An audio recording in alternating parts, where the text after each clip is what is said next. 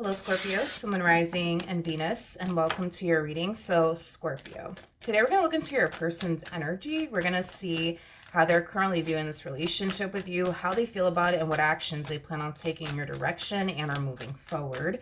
So, with all that being said, Scorpio, let's get started. What's the overall energy for the person Scorpio is connecting with? Okay. So we have let go of control issues. Allow the situation to unfold naturally. This is very similar to the Seven of Wands in Tarot. Pay attention to red flags. This is very similar to the Five of Swords in Tarot. Ooh. You're definitely connecting with someone that either does not trust you or you don't trust them. Somebody's very, very guarded. It could be you. It could be your person. But let's look a little bit more into this person's energy. How does this person currently view this relationship with Scorpio? All right, let's see what's going on. So we have the Judgment card. Okay, we have the Wheel of Fortune to the Queen of Wands to the Three of Wands. Oh, okay. We also have the Sun to the King of Wands to the Seven of Cups to the Magician. I feel like you're connecting with somebody who doesn't necessarily trust you. Now, it doesn't look like this person has any sort of reason to not trust you. They just don't, from the looks of it. You know, with that Seven of Cups Magician energy, that's like the epitome of somebody who constantly thinks you're up to no good. This is that type of energy of somebody who constantly thinks you're constantly doing something behind their back. I feel like this has way more to do with this person's past and very little to do with you, but let's focus on how they're currently viewing this relationship with you. This person feels a very strong and intense connection with you, Scorpio. There's a huge possibility that you could very well be connecting with your twin flame, because I tend to look at the King and the Queen of Wands as like a twin flame connection. So they feel a very strong and intense connection with you, Scorpio. You're very different from what this person's accustomed to dealing with, but in a really, really good way. Not in a bad way, in a really, really good way.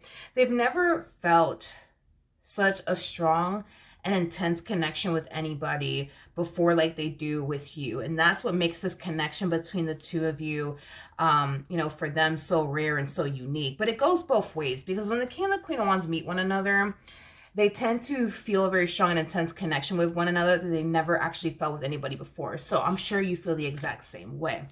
Now, with the Judgment card to the Wheel of Fortune to a Three of Wands, that's kind of telling me that you feel really good about this person on an intuitive level. You know, you feel like this is somebody who's going to be in your life for a very, very long time. You don't really see this relationship between the two of you coming to an end anytime soon. You know, this is somebody that, like I said, just overall you feel really, really good about. This is also somebody that you feel you can trust, which is also a really, really good thing. Unlike them, unfortunately, it kind of looks like this person doesn't really trust you that much. Again, I feel like this has more to do with their past, though, and very little to do with you. But let's see how they're currently feeling. How does this person currently feel?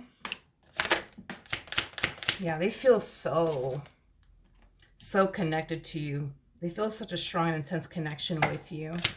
The two of you could have shared many past lives with one another, with the Six of Cups coming out here.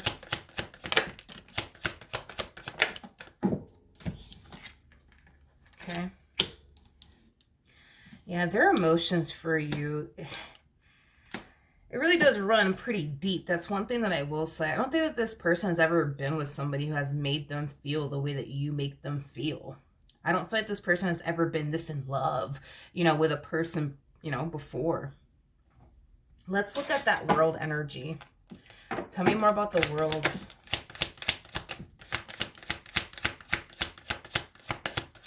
Okay. Can I just say something really quickly here? I feel like the main reason why this person, you know, constantly finds themselves thinking to themselves, you know, what if Scorpio's doing this behind my back? What if Scorpio's doing that behind my back? What if this and what if that, you know? I feel like it has a lot to do with the, I know this is going to sound crazy, but I'm just going to tell you exactly how it came to me. I feel like it does have a lot to do with this person's past, yes, but I also feel like it has a lot to do with how emotionally invested this person actually is. Let me explain. I feel like this person has dealt with a lot of people that they weren't that emotionally invested in the past. Like, don't get me wrong, like they could have been in a long-term committed relationship with someone that they had a lot of love for, that they cared for. But it wasn't anybody that, you know, they were like madly in love with like they are with you. They're just more emotionally invested when it comes down to you. You know, this is a whole new experience, I would say, for them, as far as like them having these strong and intense emotions for a person is concerned. And it causes them to feel vulnerable. It causes them to feel like they're potentially putting themselves in that predicament to get hurt, betrayed, and deceived, things of that nature. Hence why they probably constantly wonder, like, man, what are they doing? And are they doing this behind my back? Are they doing that behind my back? You know? Listen, I'm not saying that this person never loved anybody before or cared about anybody before. I just don't think that they were ever in love. I know it sounds crazy, but I don't think this person was ever this in love with a person before, until they met you. Hopefully that makes sense. Hopefully, I don't know. Hopefully that makes sense. All right, what actions?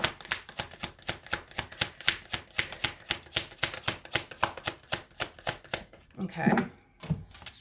So we do have the Fool, we got the Six of Wands, and then we also have the Ten of Swords. You know what really blows this person's mind?